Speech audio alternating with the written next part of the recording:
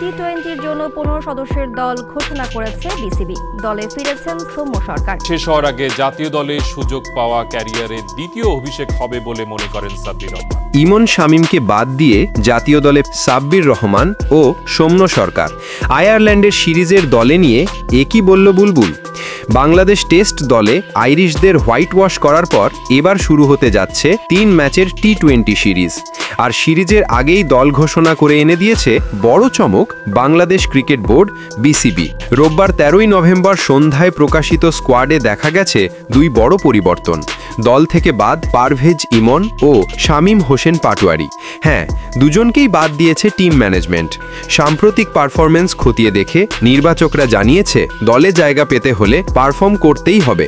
আর সেই জায়গা দখল করেছেন সৌম্য সরকার ও সাব্বির রহমান। দুজনই ঘরোয়া ক্রিকেটে দারুণ ফর্মে ছিলেন। বিশেষ করে সাব্বিরের পাওয়ার হিটিং এবং সৌম্যর ধারাবাহিকতা নির্বাচকদের বিশেষভাবে মুগ্ধ করেছে। দল ফিরিয়ে যা বললেন বিসিবি সভাপতি আমিনুল ইসলাম, বুলবুল, সৌম্য সরকার ও সাব্বির রহমান দুর্দান্ত পারফর্ম করছেন।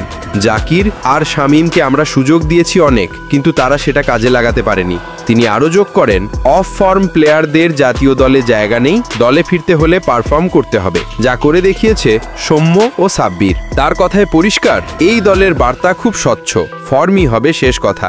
আয়ারল্যান্ড সিরিজের জন্য বাংলাদেশের নতুন কম্বিনেশন। বাংলাদেশ এবার চায় টেস্ট সাফল্যের ধারাবাহিকতা টি-20তেও ধরে রাখতে।